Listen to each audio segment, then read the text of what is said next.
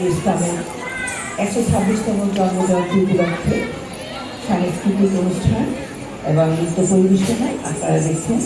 এই অনুষ্ঠানে সম্মানিত প্রধান অতিথি, শ্রদ্ধেয় বিশেষ অতিথিবৃন্দ, সমাবেত সুধী মণ্ডলী এবং নজরুল ভক্ত যারা আসছেন এখানে, সকলকে শুভেচ্ছা।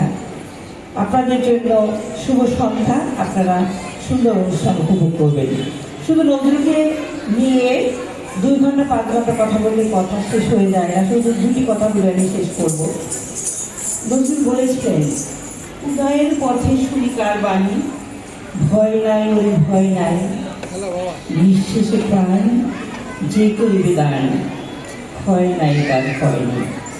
ছোটবেলা থেকে অনেক দুঃখ কষ্ট পরিশ্রম করে বিভিন্ন স্কুলে পাড়ি দিয়ে তিনি তার সাহিত্য, সঙ্গীত, কবিতা, গল্প, প্রবন্ধ সকল কিছুতে মনোনিবেশ করেন।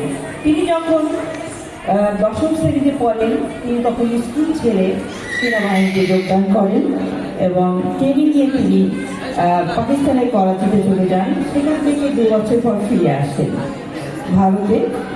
সেখানে এসে তিনি তার নতুন করে সাহিত্য চর্চা শুরু করেন। তিনি বিভিন্ন পত্রিকা সম্পাদক ছিলেন এবং তার জীবদ্দশায় তিনি বেশি সময় পাননি। শেষ 30টি বছর তিনি অসুস্থ ছিলেন। তার জীবনে 1922 সালে তিনি যখন অগ্নিবীণার বিদ্রোহী কবিতাটা লিখেছেন, এই জন্য তাকে সশ্রম কারাদণ্ড দেওয়া হয় এবং এই জেলে তাকে যখন কারাদণ্ড দেওয়া হয়, সেই জন্য রবীন্দ্রনাথ তার বসন্ত কাব্যগীতি কবিতাটি গ্রন্থটি কাজী নজরুল ইসলামকে উৎসর্গ করেছিলেন। আর তখন সেই কাজী নজরুল ইসলাম সে আনন্দে আত্মা হয়ে সে ওই জেলখানায় বসে আবার মোর মুখ আছে মোর আর সৃষ্টি সুখের উল্লাসে এই কবিতাটি লিখেছেন। তখন তিনি পশ্চিমবঙ্গের কারাগারে ছিলেন। বেশি বলবো না, কারণ নজরুল ইসলামকে নিয়ে অনেক কথা বলা যায়। আজকে বলবো শুধু তিনি হিন্দু মুসলিম সকলকে একই জায়গায় নিয়ে এসেছেন। বঙ্গীয় মুসলিম সাহিত্য সমিতির বিভিন্ন মুসলিম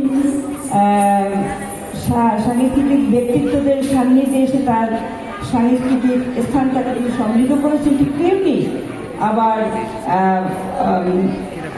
সত্যেন্দ্রনাথ দত্ত, নির্মলেন্দু লাহিড়ী, অতুল প্রসাদ, শরৎচন্দ্র সহ প্রমুখ বিশিষ্ট ব্যক্তিদের সান্নিধ্যে তার সাংস্কৃতিক অঙ্গনকে, তার গানকে তিনি সমৃদ্ধ করেছেন এবং তিনি সারা জীবন দুঃখের মাঝে তিনি আমাদেরকে, আমার সঠিক সংখ্যাটা বলতে পারবো না, 2500-এর উপরে গান তিনি আমাদেরকে উপহার দিয়েছেন।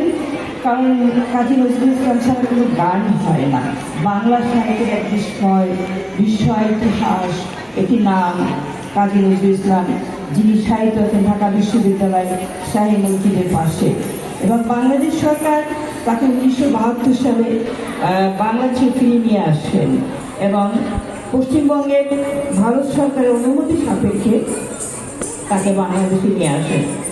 1942 সালে পিস ডিজিজ নামক একটি কঠিন রোগে তিনি আক্রান্ত হয়ে মস্তিষ্কে প্রায় 30 থেকে 32 বছর অসুস্থ ছিলেন।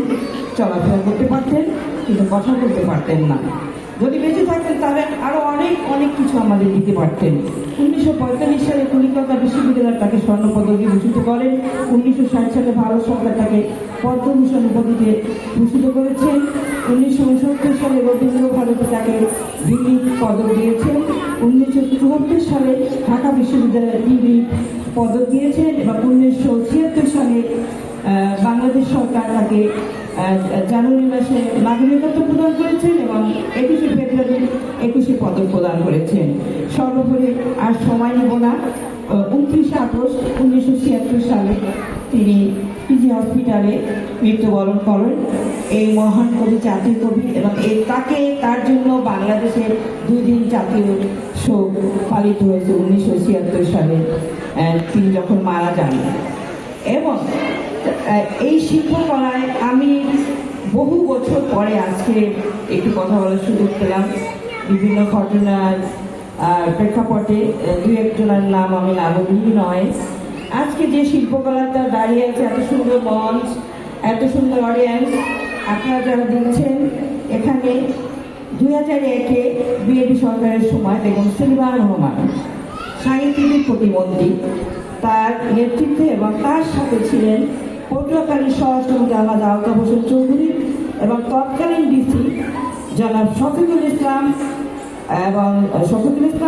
প্রশান্ত ভূষণ গৌরব স্যার, শফিকুল ইসলাম স্যার এবং বেগম সুরেখা চৌধুরী। এই কয়টা মানুষ এই শিল্পকলাটা অন্য জেলায় নিয়ে গিয়েছিল। তারা অনেক পরিশ্রম করে, কষ্ট করে এখানে রাজনৈতিক নেতৃবৃন্দরা সাথে ছিলেন, এখানে নিয়ে এসছেন এবং যারা আজকের অনুষ্ঠানটা পারফরমেন্স করেছেন তাদের প্রতি কৃতজ্ঞতা।